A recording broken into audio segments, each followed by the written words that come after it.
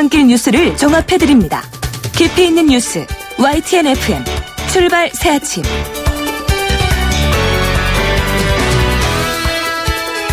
오늘 아침 다시 영하로 떨어졌습니다. 이번 주에 또 무척 추운 날씨로 보이는 날도 있다고 하는데요. 오늘 어쨌든 체감온도는 무척 낮다고 합니다. 그래서 평소보다 추위 대비를 좀 잘하고 나가셔야 될 것 같은데, 하지만 낮에는 봄의 냄새가 점점 강해지고 있습니다. 계절의 변화는 무슨 일이 있어도 일어나고 있다는 그런 것을 느낄 수 있는 부분인데요. 지금 이렇게 어수선할 때 자연의 법칙을 한 번쯤 생각하는 것도 여유를 느끼게 하는 중요한 방법이라고 생각합니다. 오늘도 여유를 갖는 그런 하루 되시기 바라겠습니다. 신율의 출발 새아침 3부 순서, 먼저 광고부터 듣죠.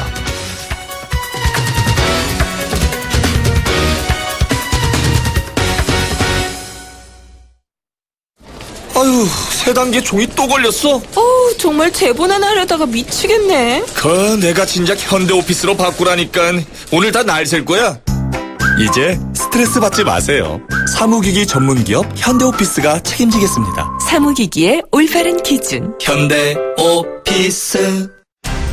온도와 습도를 항상 일정하게 유지시켜주는 항온항습기 전문기업 AR. 전산센터, 반도체 공장, 미술관, 박물관, 귀중품 보관실을 30년 축적된 기술로 AR이 지켜드립니다. 24시간 확실한 서비스 보장 031-497-0561. 포토라인이 아닙니다. 포토존 탈취장치 19년 오직 한 길. 포토존 탈취장치 명품만을 고집해온 센텍. 대표이사 권용석입니다. 하수관 악취, 공장 유해 악취, 이제 포토존에 맡겨주세요. 대표이사가 보증합니다. 센텍. 센데 1544-8785. 사장님, 성악가 김동규 씨네 집 바닥재 좋던데 우리 집도 똑같은 걸로 해줘요. 요즘 떠오르는 바닥재 스타 강마루. 스타일 좋고 습기 열 긁힘에 강하니까 오래 사용하려면. 그래서 스타 강마루를 하는구나. 성악가 김동규입니다. 강마루 스타는 스타 강마루. 스타 강마루. 고객님 사랑합니다. 배우 박서연이에요. 제가 뭘 잘 잊는 걸로 소문나 있잖아요. 근데 딱 한 가지 안 잊어먹는 게 있답니다. 대리운전 번호 2588 말이죠. 2588은 안 되는 노래까지 되더라고요. 좌우로 정렬 2588. 자, 따라해보세요. 이카운트 ERP 4만원. 회계 관리. 이카운트 ERP 4만원. 재고 관리. 이카운트 ERP 4만원. 생산 관리. 사업 성공 함께해요. 이카운트 ERP의 모든 기능을 월 4만원에 드립니다. 이카운트 가입비 부가세 별도.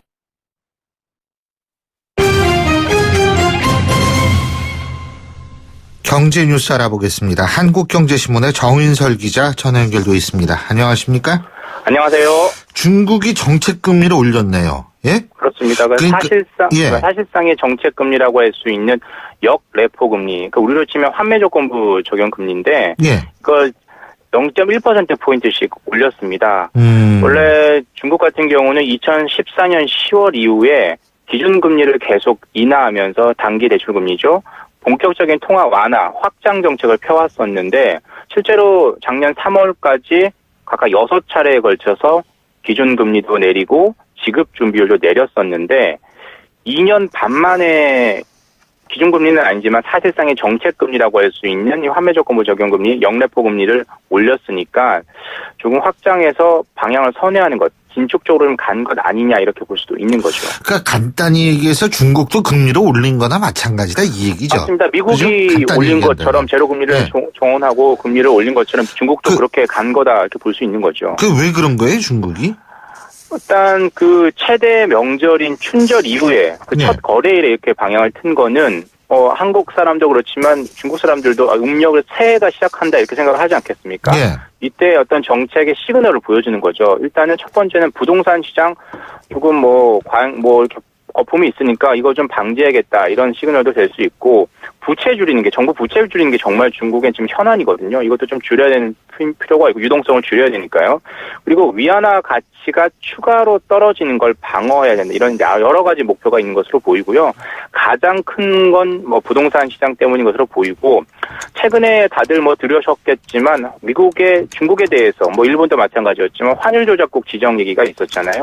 그래서 위안화 가치를 이렇게 금리를 올려서 끌어올리면 위안화가 덜 풀리니까 위안화 가치가 올라가고 결국 위안 달러 환율이 떨어져서 미국이 원하는 유럽 무역 환경, 즉 대중 무역 적자를 줄일 수 있는 환경이 되니까 뭐 어떻게 미국의 장단을 맞춰줬다 이렇게 볼 수 있는데 모든 정책이 완벽한 건 아니니까요. 결국 이렇게 금리를 올리면 당연히 돈이 덜 풀리니까 중국의 실물 경기 둔화가 되는 것 아니냐 이런 우려가 나오는 것도 사실입니다. 이제 중요한 거는 우리나라에 미치는 영향인데. 예? 그렇습니다. 일단 뭐 가장 먼저 생각할 수 있는 게 미국도 그렇고 중국도 그렇고 금리를 올리면 당연히 해외에 투자한 돈을 걷어 들어갈 수가 있잖아요. 유동성을 줄이는 거니까요. 한국 금융시장에도 차이나머니가 꽤나 있는데 최근에 중국이 투자를 많이 하고 있죠. 그래서 이게 빠져나갈 가능성이 있고요. 최근에 뭐 다 아시겠지만 미국이 중국과 일본에 대해서 환율 조작국 지정 얘기를 하니까 일본도 이제 곧 10일에 이번 주 중에 미일 정상회담이죠. 여기서 어떤 카드를 내놓을 것으로 보이고 중국도 어떻게 보면 이걸 장단에 맞춰준 것일 수 있습니다. 미국이 이제 4월에 환율 보고서를 작성을 할 때 거기에 대비하는 걸 수도 있거든요. 그러니까 한국도 장단을 맞춰줘야 되는 것 아니냐 이런 얘기가 나오는 거고요. 좋은 점을 좀 보자면 중국이 금리를 올렸다라는 건 그동안 얘기되었던 디플레 우려가 좀 줄었다 이런 신호로 볼 수 있습니다. 결국에 뭐 중국 경기가 좀 살아나고 있다 이렇게 신호를 볼 수 있으니까 중국을 통한 수출, 가공 무역을 많이 한 한국에서 어떻게 보면 좋은 신호로도 읽힐 수 있는 거죠. 하지만 항상 양날의 칼입니다. 중국의 금리 인상은 그렇게 볼 수 있는데 이 인상이 앞으로 미칠 영향, 중국 경제, 실물 경제 둔화로 이어지면 오히려 한국의 되게 마이너스적인 요소로 기능할 수 있는 상황도 있는 거죠. 어쨌든 참 우리들 둘러싼 지금 환경이 아주 변화무쌍하네요. 예? 급변하고 있다 이렇게 볼 수 있겠습니다. 그러니까 어쨌든 우리도 금리를 올릴 수밖에 없는 환경이 점점 오는 것 아닌가 이런 생각이 들 수밖에 없고요. 그런데 우리나라 현재 경제 상황을 생각하면 금리도 쉽게 올릴 수 없어서 한은도 참 기준금리를 어떻게 해야 될지 참 고민이 깊고 앞으로 정부가 들어선다면 새 정부가 뭐 만약에 들어선다면 뭐 이 재정 정책도 금리 정책과 함께 어떻게 써야 될지 참 고민스러울 것 같습니다. 근데요, 얼마 전에 우리나라는 디플레이션 이런 얘기 나왔지 않습니까? 그렇죠. 근데 요새는 저성장 고물가, 그러니까 스태그플레이션이 일어날 수 있다. 이런 얘기가 나오고 있는 모양이더라고요. 현대경제연구원에서 이런 보고서를 냈는데요. 뭐 다 아시겠지만 그동안은 저성장은 뭐 거의 고착화됐다 이렇게 볼 수 있겠죠. 올해까지 하면 3년 연속 2% 성장인데 그래도 서민들 생활 입장에서는 물가는 뭐 0%대 1% 상승이었습니다. 그래서 저성장, 저물가 이런 트렌드였는데 앞으로는 물가가 올라서 고물가가 될 수 있다. 그래서 결국엔 스태그플레이션에 진입할 수 있다. 이런 현대경제연구원이 분석을 했습니다. 이유는 다 듣고 계시겠지만 그동안 유가가 좀 잠잠했는데 원자재 가격과 함께 같이 오르고 있죠. 두바이 유가 55달러 선을 넘어섰다라고 하는데 거의 1년여 전에 비해서 2배로 오른 거죠. 그리고 최근에 뭐 원자재, 알루미늄, 옥수수 가격도 오른다는 얘기도 소식도 들리고 있고요. 계속해서 원달러 환율이 오르고 트럼프 대통령이 환율 조작국 이런 얘기 때문에 구두 개입을 해서 중간중간에 원달러 환율이 떨어지고 있긴 하지만 전체적으로 원달러 환율이 올 수밖에 없으니까 수입 물가가 뛸 수밖에 없겠죠. 그래서 물가가 더 뛸 가능성이 있으니까 저성장, 고물가, 성장은 해야 되는데 물가만 오르는 이런 상황이 돼서 앞으로 여러모로 좀 고민스러운 부분입니다. 참, 그리고 보험 비과세 혜택이 계속 줄고 있다고 그러는데 이 종신보험하고 암보험은 비과세가 유지된다고 그러죠? 맞습니다. 장기 저축성 보험의 비과세 혜택은 올 4월부터 줄어들게 됩니다. 현재는 1인당 보험료 2억 원까지 비과세였는데 이제 일신납보험 같은 경우는 1억 원까지로 줄어들고 적립식 보험 같은 경우는 그동안 어떤 제한이 없었는데 월 150만 원 이하까지만 비과세 혜택을 주기로 했는데요. 일단 저축성 보험 이렇게 하고 나머지 순수 보장성 보험, 종신보험도 있고 암보험도 있을 텐데 이건 일단 비과세 혜택을 유지하기로 했습니다. 이건 그동안 왜 저축성 보험을 이렇게 줄였냐 하면 세테크 수단, 증여 수단으로 악용했던 측면이 있었거든요. 하지만 이 보장성 보험은 그런 가능성이 좀 적다라고 보고 계속해서 비과세를 유지하기로 했으니까요. 앞으로 보장성 보험 드는 데는 비과세, 과세, 세금 이런 부분에 있어서는 고민은 좀 덜 해도 될 것 같습니다. 예, 그렇군요. 자, 그리고 직장 어집이 확 늘었다고 그러는데 그 이유가 이행 강제금 때문이라며요? 원래는 이전에 직장 어린이집을 세워야 되는 그 요건이 여성 근로자가 300명 이상이거나 상시 근로자가 500명 이상인 사업장은 무조건 직장 내 어린이집을 설치해야 됩니다. 근데 그동안은 이거 낼 바 이 비용 봐야 차라리 과태료 벌금 내고 말지 이렇게 했었거든요. 그래서 이걸 확 올렸던 거죠. 만약에 이행을 하지 않으면 1년에 매해 1억 원까지 이행 강제금을 부과할 수 있게 작년부터 제대로 바꿨어요. 그랬더니 전체 직장 어린이집 설치 의무 사업장이 1274곳인데 이 중에 81%가 그 의무를 이행했다는 거죠. 원래 1년 전 2015년만 해도 52%였는데 30%포인트 가까이 올랐다라고 하는데 워킹맘들의 워킹맘뿐만 아니라 워킹데드들의 한결같은 희망이 이런 직장 어린이집이니까 이게 계속 늘어야 되겠죠. 그렇죠. 아니 이런 거 해놓고서 아이를 좀 낳아라 이런 얘기를 해야지. 예, 우리나라는 참 여러 가지로 조건은 안 갖추고 있으면서 국민들한테 요구하는 것만 많아가지고 말이에요. 예. 맞습니다. 저출산 극복하려면 꼭 이런 인프라가 잘 갖춰져 있어야죠. 예, 오늘 말씀 잘 들었습니다. 고맙습니다. 감사합니다. 예, 지금까지 한국경제신문의 정인설 기자였습니다.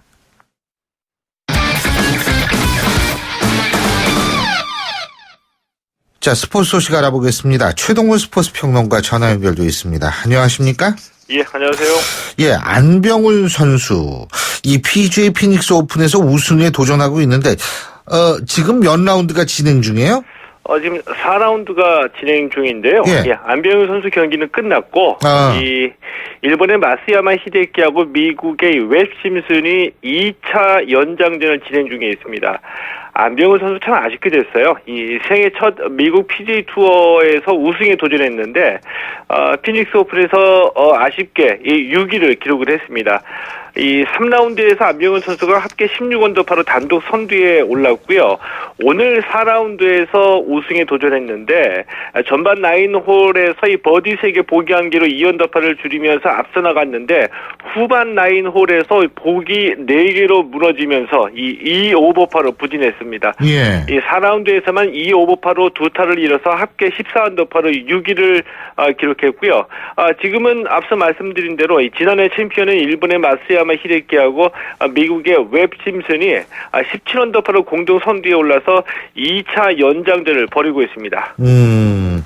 자, 그 축구 얘기인데 말이에요. 예. 손흥민 선수 어제 경기에서 골은 못 넣었는데 페널티킥을 유도해냈죠? 예? 예, 그렇습니다. 예. 이 손흥민 선수가 어제 이 미들즈브러전에서 이 페널티킥을 유도해서 이 토트넘의 1대0 승리를 이끌었습니다. 왼쪽 측면 미드필더로 선발 출전했고요. 81분 동안 그라운드를 누볐는데 이 후반 13분에 이 페널티 박스 안에서 수비수의 반칙을 이끌어내면서 페널티킥을 얻어냈고요. 이 페널티킥을 해리 케인 선수가 이 결승골로 연결했습니다. 토트넘이 승점 50점으로 2위 자리를 지켰습니다. 예, 그렇군요. 자, 그리고 전북 현대가 결국 아시아 챔피언스 리그 출전 자격을 박탈당했는데 이철근 단장이 뒤늦게 물러났네요. 예, 뒤늦게 물러났죠. 2013년에 전북 현대의 스카우터가 심판에게 돈을 건넸던 사실이 지난해 뒤늦게 밝혀졌거든요. 예. 네, 그래서 이제 전북 현대가 심판 매수로 K리그에서 징계를 받았고요. 아시아 축구 연맹도 이 전북에 아시아 챔피언스리그 참가 자격을 박탈했습니다. 자, 그래서 이제 전북이 억울하다. 이 국제 스포츠 중재 재판소 카스에 항소했는데 이 카스가 항소를 기각했습니다. 예. 자, 그래서 이제 올해는 이 전북이 아시아 챔피언스 리그에 참가할 수 없게 됐고요. 이 항소가 기각되자마자 이철근 전북 단장이 사의를 표명했습니다. 예. 자, 박병호 선수 야구 얘기인데 미네소타로 방출 대기 조치를 당했는데 이번 주 안으로 마이너리그로 내려갈지 아니면 다른 팀으로 이적할지 이거 결정이 난다 그러죠? 예, 그렇습니다. 미네소타가 어제 이 박병호 선수를 방출 대기 선수로 내놓았거든요. 예. 방출 대기라는 게, 자, 우리는 박병호 선수를 방출했으니까 데려갈 마음이 있는 팀은 데려가라 이런 뜻입니다. 그러니까 이 방출 대기 공시 이후에 일주일 동안 박병호 선수가 다른 팀의 영입 제안을 기다려 볼 수가 있는데, 문제는 이 박병호 선수 연봉이 앞으로 3년간 925만 달러, 106억 원이거든요. 이러다 보니까 미국의 CBS 같은 경우에는 연봉 부담이 커서 이 박병호 선수를 데려갈 팀이 없을 것이다. 이렇게 보도했고요. 예. 반대로 메이저리그 공식 홈페이지입니다. 이 MLB.com은 박병호 선수가 건강한 몸 상태라면 관심을 가질 만한 팀이 있다. 이렇게 전망하게 됐거든요. 예. 그러니까 앞으로 일주일 안에 영입하겠다는 팀이 나타나지 않으면 이 박병호 선수는 마이너리그로 내려가게 됩니다. 예. 자, 그리고 그 피츠버그의 강정호 선수 말이에요. 그 음주운전 때문에 알코올 치료 프로그램에 참가하기로 결정이 됐는데 그러면은 스프링 캠프 합류가 늦어지는 거 아니에요? 예, 맞습니다. 예, 메이저리그 사무국하고 노조가 협약을 했거든요. 그래서 이 협약안에 따라서 음주 관련 사고를 일으킨 선수는 치료 프로그램을 이수를 해야지 되는데 이 프로그램을 이수하면은 이 메이저리그나 소속 구단으로부터 받게 되는 징계가 경감이 될 수가 있습니다. 그래서 이 강정호 선수의 에이전트가 어제 알코올 치료 프로그램에 참가한다 이렇게 밝혔거든요. 이 프로그램이 보통 한 달 정도 걸리는데 이 피츠버그 스프링 캠프가 이번 달 18일부터 열리기 때문에 이 강정호 선수 스프링 캠프 합류가 늦어지게 됩니다. 그리고 지난 1월 25일에 이 검찰이 우리나라 검찰이 이 강정호 선수에 대해서 이 벌금 1,500만 원 약식 명령을 법원에 청구했거든요. 예. 근데 법원이 이 강정호 선수가 이 2차례나 음주운전 혐의가 이미 드러난 바가 있기 때문에 이 약식 명령으로 처리할 사안이 아니다. 이렇게 결정하면서 이 정식 재판 회부를 결정했습니다. 강정호 선수 아주 이래저래 올 시즌 준비에 차질을 빚게 됐는데 음주운전 절대로 하면 안 되겠죠. 아유, 당연하죠. 외국에서는 이거 더 엄벌에 처하는데. 마지막으로 오랜만에 우리 프로복싱 얘기해보죠. 예? 최용수 선수. 야, 정말 대단해요. 올해 45살인데 23살이나 어린 필리핀 선수의 TKO 승을 거뒀어요. 예, 이거 경기에 나설 때 어떤 심정일지 정말 궁금하거든요. 예. 이 전 프로복싱 세계 챔피언 최영수 선수가 올해 45살인데 이 세계 복싱 평유의 이 WBC 유라시아 라이트급 실버 타이틀 매치에서 자신보다 23살이나 어린 필리핀의 넬슨 티난파이 선수에게 이 10라운드 레프리 스톱 TKO 승을 거뒀습니다. 이 최영수 선수가 2009년에 은퇴했고요. 링을 떠난 지 13년 만인 지난해 복귀했는데 지난해 복귀 전에서도 일본 선수를 TKO 승으로 이겼거든요. 45살 나이에도 불구하고 이 복귀 후에 2연속 TKO 승을 거두면서 31승 1무 4패를 기록했는데 참 대단하게 느껴지죠. 이 프로배구에서는 이 대한항공이 OK저축은행 이기고 이 단독 선두 자리를 지켰고요.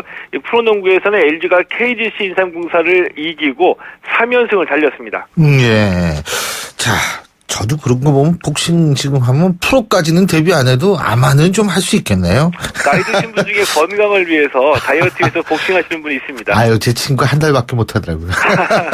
오늘 말씀 여기까지 듣겠습니다. 고맙습니다. 예, 고맙습니다. 예, 지금까지 최동훈 스포츠 평론가였고요. 신율의 출발 새 아침 3부 순서 여기서 줄입니다. 잠시 뒤 4부에서 뵙겠습니다.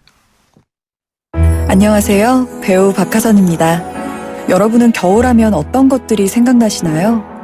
소복이 쌓이는 눈, 따끈한 호빵, 포근한 이불 속에서 까먹는 귤은 생각만 해도 기분이 좋아집니다. 하지만 10살 은호는 난방비 걱정에 불도 떼지 못하고 낡은 집으로 스미는 칼바람과 혹독한 추위를 견뎌내야 합니다. 이 겨울이 우리 아이들에게만 유독 매섭게 느껴지지 않도록 월드비전과 함께 여러분의 따뜻한 사랑을 전해주세요. 후원 문의 1688-3570 1688-3570 YTN 라디오 캠페인 더 가까이. 안녕하세요. 셰프 에드워드 곤입니다. 바쁜 일정을 소화하다 보면 마음이 급한 나머지 운전이 과격해질 때가 있죠. 과속과 급제동은 위험할 뿐만 아니라 대기 오염도 심화시킨다고 하는데요. 환경 오염을 막고 연료 소비를 줄이기 위해 자동차 탄소 포인트제가 시행됩니다. 친환경 운전 습관으로 온실가스 배출을 줄이면 인센티브로 되돌려주는 자동차 탄소 포인트제. 경제 속도를 준수하고 급출발, 급제동을 줄여 환경도 보호하고 인센티브도 받는다는 것. 맛과 영양을 모두 챙기는 훌륭한 요리와 같지 않나요? 깨끗한 환경은 더 가까이, 지구온난화는 저 멀리. 친환경 운전 습관을 실천합시다.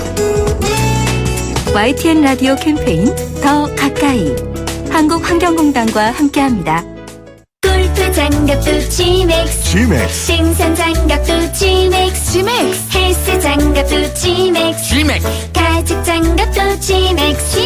장갑하면 지맥스. 대한민국 우리 장갑 지맥스. 30년 한길 범양 글러브가 만듭니다. 글러브 맥스. 지맥스. 한국어요? 어릴 적부터 엄마 손에 이끌려 한글 학교를 다녔어요. 그때는 싫었지만 이제는 감사해요. 그리고 한국어 하는 내가 자랑스러워요. 알고 계십니까?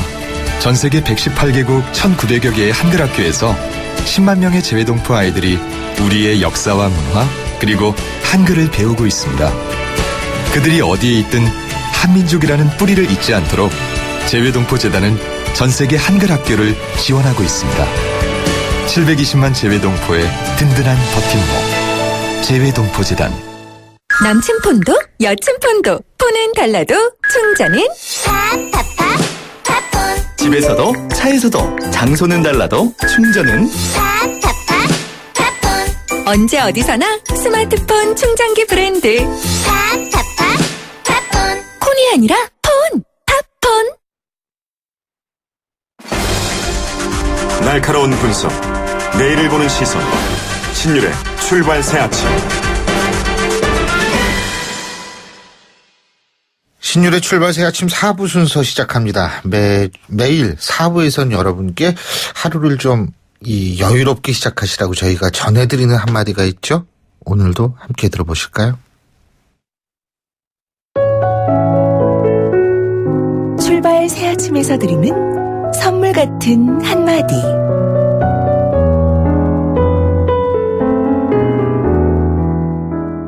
남이 들으면 웃을지 모르지만 40이나 된 놈이 나이 아깝다고 욕을 할지 모르지만 아직 20대의 생각.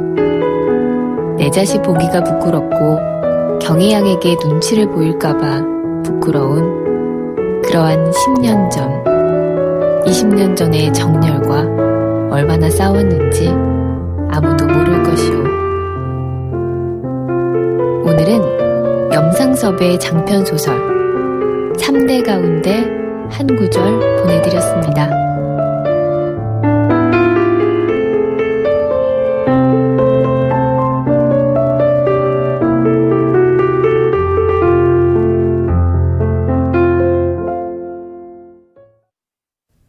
YTN 라디오 신율의 출발 새 아침.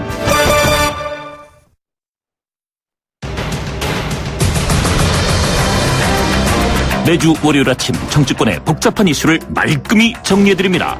출발당 최고위원회의.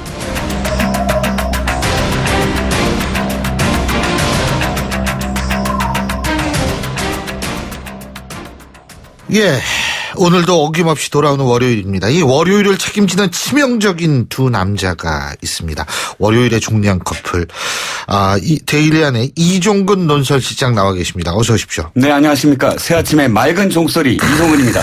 종종 두문정치연구소 서양호 소장 나와 계십니다. 안녕하십니까? 네, 새봄 새아침 서양호입니다. 반갑습니다. 예. 자, 이 특검의 청와대 압수수색 지난주 금요일이었었죠. 예? 네. 제가 보니까 이 꼭지가 시청률이 잘 나왔어요. 이게 그만큼 사람들이 관심이 있었다는 건데, 예.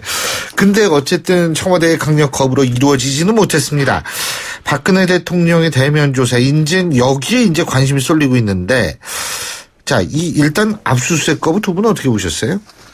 저는요, 사실 예정돼 있었다. 예정돼 있었다는 건 뭐냐면, 청와대가 받아들일까라고, 진짜 생각하신 분들이 얼마나 계시겠어요. 청와대는 지난번 특수본 때처럼 거부할 것이다라고 생각을 했는데 그럼에도 불구하고 진짜 거부를 했던 거죠. 그리고 특검도 사실은 이거를 받아들일까라고 생각하지 않았을 것 같아요. 그 모습을 충분히 보여야 됐다. 예견된 대치였다. 그런데 굳이 그것을 왜 했겠느냐. 저는 28일이라고 봐요. 28일. 이번 2월 28일이 종료거든요. 1차 종료. 그런데 특검은 진짜 한 달을 더 하고 싶은 거예요. 그렇기 때문에 묘수를 찾아낸 게 황교안 권한대행한테 협조 공문을 보낸 거예요. 왜냐하면 어차피 황교안 권한대행은 나중에 그거를 사인하느냐 마느냐 연장시킬 거냐 마느냐의 당사자인데 압수수색은 자기가 어쨌든 거부를 만약 한다면 아직 공식 답변 안 했어요. 그런데 또다시 그러면 압수수색도 못하고 아무 자료도 못했으므로 우리는 수사를 더 해야 된다라고 했을 때 자기가 사인했는데 또다시 이거 연장을 불가한다? 굉장히 곤란할걸요. 그러니까 어쨌든 저는 특검의 묘수는 압수수색을 꼭 거기서 자료를 찾느냐가 아니라 이렇게 압박을 해서 어찌됐든 대면 조사 그 이후에 한 달 더 연장하는 게 초점이 아니었을까 싶습니다. 예, 서영훈 소장님은요? 네, 최순실에 이어서 주사 아줌마, 기칠회 아줌마에 이어서 말 중개업자까지 그냥 그야말로 별의별 별종들이 다 들락날락거린 청와대. 왜 유독 특검만 못 들어가게 하는지 제가 볼 때는 국민들이 그것을 이해할 수 있을까 싶은데요.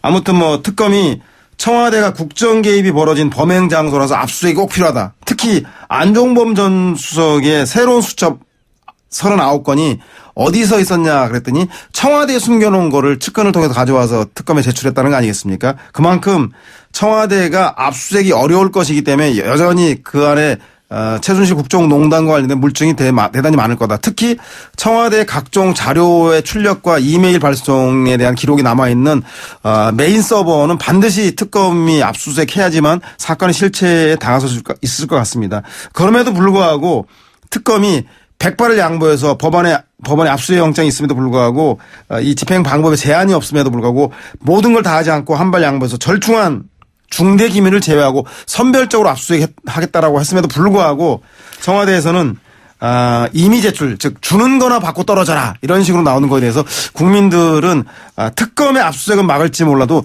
대통령의 탄핵 요구는 결코 막을 수 없을 거라면서 아주 매우 개탄하고 분노하는 건 아닌가 싶은 생각이 듭니다. 불구하고를 한 10번 하셨어요. 예. 근데 대통령 대면 조사는 그러면 어떻게 될까요?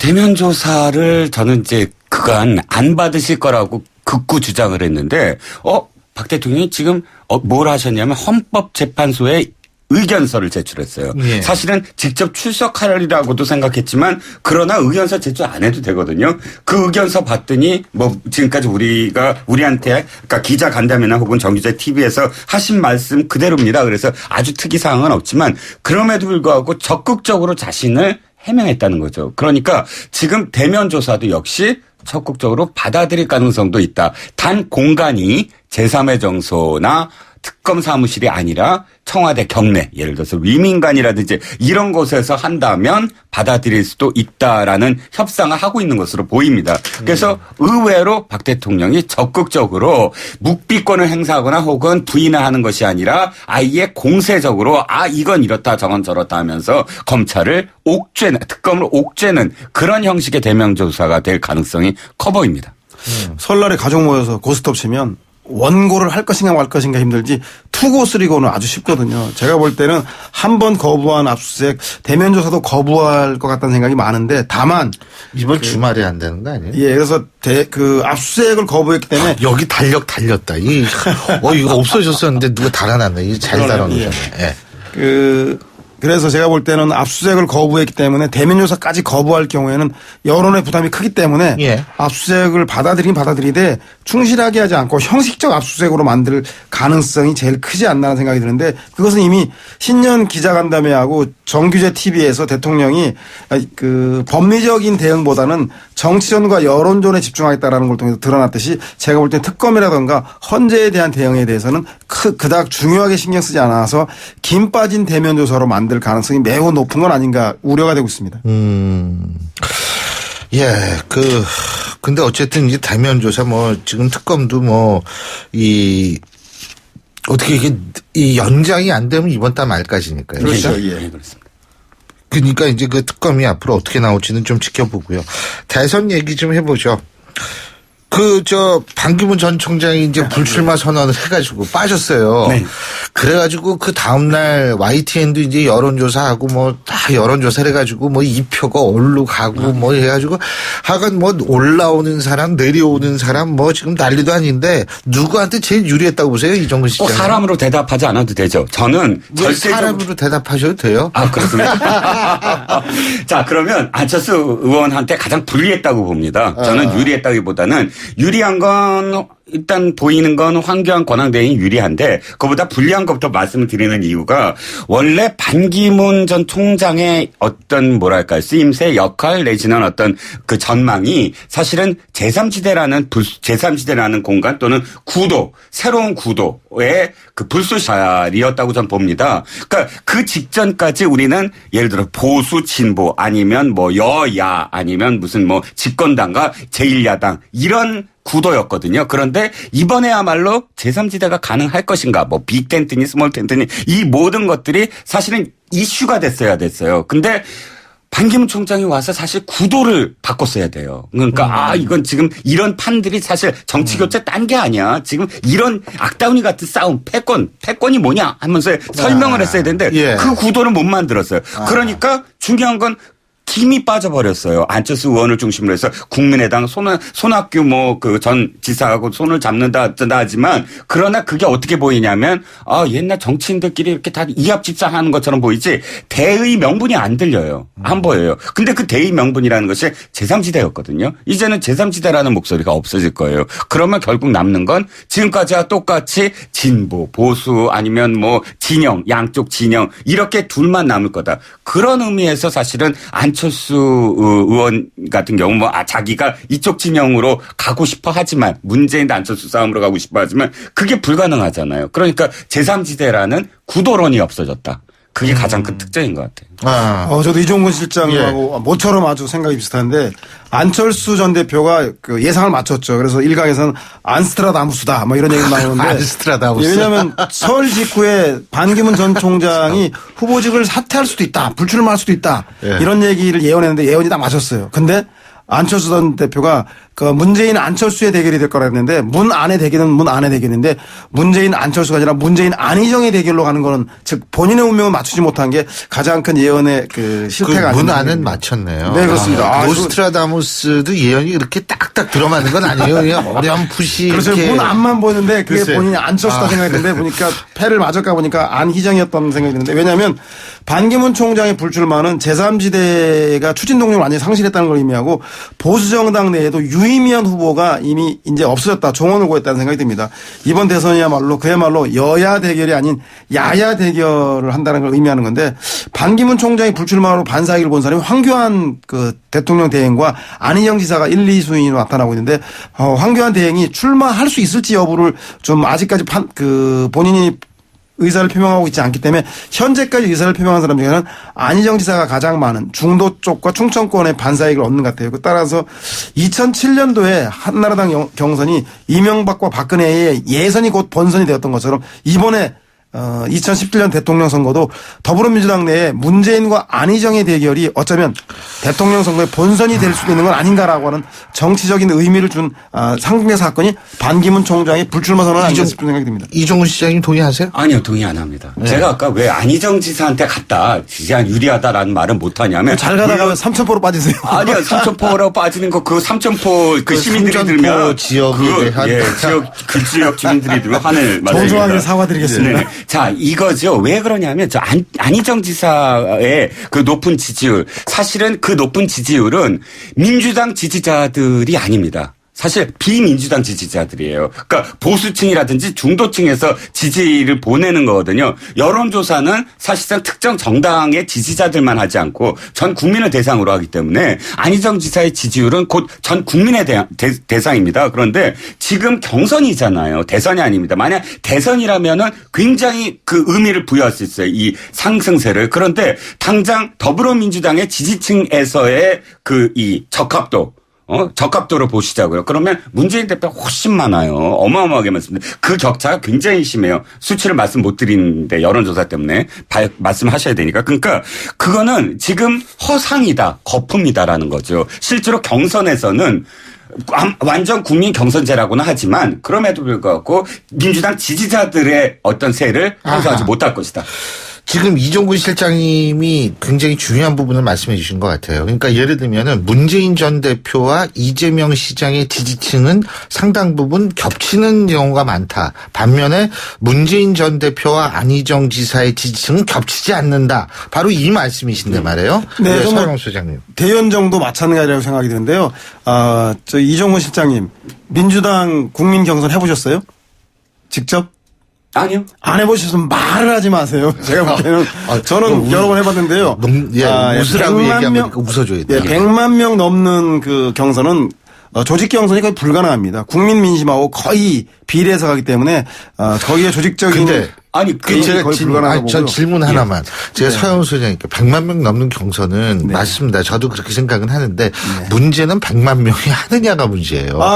지금 투표율도 지금 점점 떨어지는 바람에 더불어민주당 경선은 모바일 투표를 포함하기 때문에 100만 명이 인터넷 경선과 모바일 투표, 모바일 심. 모바일 투표. 완전 국민 경선제를 해봤냐고 물어보시는 거 아니잖아요. 오픈 프라이머리가 아니라요. 국민 경선 방식은 여러 가지 있기 때문에 이번이 처음이에요. 완전 국민 경선제는. 그 전에 아까 질문은 예를 들어서 지금까지의 민주당의 그 모바일 경선을 해봤느냐 이렇게 질문을 하신다면 말이 되지만 지금 완전 국민 경선제 100만 명이 넘는 완전 국민 경선제는 이번이 처음입니다. 아니 이번에도 완전 국민 경선은 아니고요. 왜냐하면 완전 국민 경선은 오픈 프라이머리를 해서 신분증만 있으면 누구나 갈 수 있는데 이번에는 그렇지 않고 희망자에 한해서 신청자에 한해서 하는 거기 때문에 제한된 국민 경선. 그러니까 그게 맹점이죠. 희망자 누가 그럼에도 불구하고 제 생각에는 그 자꾸 손가락으로 달을 가리키는데 손가락 얘기하지 마시고 하여튼 100만 명이 넘어가는 사람들이 그 이번 경선에 민주당 경선에 참여할 것이 사실이기 때문에 제가 볼 때는 여론의 민심과 같이 갈 것이다. 따라서 대연정 주장도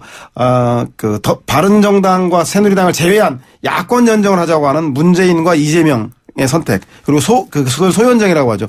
그렇지만 대연정 여기서 새누리당은 제외하고 바른정당은 포함하자고 하는 것을 내포하고 있는 안희정 지사의 주장 그것에 대해서 그 새누리당 이번에 더불어민주당의 국민경선 참여자들은 어느 쪽을 선택할 것인가에 대해서 좀 지켜봐야 되지 않겠습니까? 미리 단정 짓는 것은 좀 섣부른 진단이라고 생각이 듭니다. 그러니까 지금 서영 소장님은 안희정 지사도 기회가 있다. 저는 특히 호남의 민심이 저는 그 반문재인 성향, 비문재인 성향을 가지고 있는데 이분들이 무조건 선명하다고 해서 문재인을 지지할 것인가 그렇지 않다. 이미 지난주엔 많이 반문성이 낮아졌다 그러셨잖아요. 네, 그렇죠. 그렇기 때문에 안희정 지사로 제가 보기엔 쏠릴 가능성이 대단히 높다. 반문 성향이 낮아졌는데 왜 안희정 지사한테 쏠리죠? 정권 교체에 대한 현실적인 상태다. 정권 교체는 이미 이슈에서 사라졌기 때문에 이미 야당으로 정권 교체는 기정사실화되었고 야당 후보 중에서 인물 구도가 확인해질 가능성이 대단히 높아졌다. 따라서 제가 볼 때는 더 나은 정권 교체는 안희정의 외연 확대를 선호할 가능성도 대단히 높다. 호남 민심은. 그럼 거기에 함정이 있다는 거죠. 완전 국민 경선제가 아닙니다.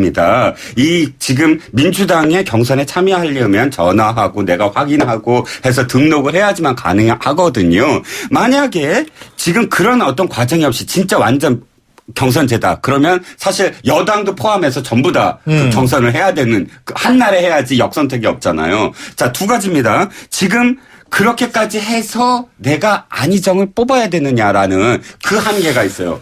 그리고 안희정 지사가 아직도 전국적인 인지도가 그렇게 크지 않거든요. 자, 그 두 가지인데 만약 그걸 뛰어넘어서 한다 그러면은 이건 역선택도 가능해요. 그러니까 내가 황교안이라든지 혹은 남경필을 지지하는 유승민을 지지하는 사람이 문재인을 떨어뜨리기 위해서 그러면 등록을 해서 악착같이 해갖고 안희정을 지지한다? 이런 결과는 어떻게 생각하세요?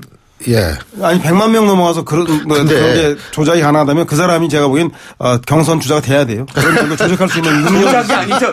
조작이 아니라 이거는 실질적으로 참여해서 하는 건데요. 근데요. 저는 진짜 궁금한 게 뭐냐면 아까 제가 투표율도 낮아지고 있다. 지금 낮아지는 추세는 사실 아니에요. 근데 이게 특정 정당의 완전 국민 참여 경선이라 하더라도 거기에 가서 이렇게 모바일을 하든 인터넷 투표를 이 정도의 관심과 이 정성이 있으면 그건 사실 그 해당 정당의 지지자 아니면 정반대로 다른 정당의 지지자가 역선택하기 위해서 위장으로 이렇게 극성 아주 그냥 정말 관심 높은 사람 아니면 좀 힘들지 않나 이런 생각이 들어요. 그렇죠. 현장 투표보다는 좀 문턱을 낮추긴 했지만 그럼에도 불구하고 말씀드린 대로 완전 경선이 되지 않는 한 그런 제한적인 건 있는 사실이죠. 하지만 완전 경선도 마찬가지예요. 조직 동원의 가능성은 상당히 낮아졌다라는 게 그동안 야당 내 경선을 보면 완전히 조직 경선을 배제할 수는 없으나 그것이 결정적인 변수는 아니었다. 여론조사와 비슷하게 가더라라는 말씀 전해드리고 싶고 왜 자꾸 더불어민주당의 야권의 경선을 이렇게 찬물을 끼얹으려고 이종훈 실장님께서 그러시는 건지. 아니요, 찬물이 아니라 그 안희정 지사에 대한 얘기죠, 저는. 예. 근데 시간이 다 됐네요. 보수의 힘 마음에 드세요? 새누리당 이름 바꾼다는데? 정당 이름이 점점 기해지고 있다, 이 생각이 저는 보수의 힘 국민제일당, 행복한국당이 아니라 친박의 힘, 친박제일당, 친박만 행복한 당 아닌가 하는 생각이 듭니다. 역시 준비된 패널 오늘 준비를 많이 가져오셨네. 이 보수의 힘, 근데 사실 갑자기 보수의 힘은 옛날에 강원도의 힘이라는 영화가 있었습니다. 예, 그게 생각이 나네요. 오늘 두 분 말씀 여기까지 듣겠습니다. 고맙습니다. 네, 감사합니다. 감사합니다. 예, 지금까지 데일리안의 이종근 논설실장, 두문정치전략연구소 서양훈 소장 두 분과 함께 했고요. 자, 월요일에 보내드린 신율의 출발 새 아침 오늘 순서는 여기서 줄이겠습니다. 전 내일 아침 7시 15분에 다시 오죠. 신율이었습니다. 고맙습니다.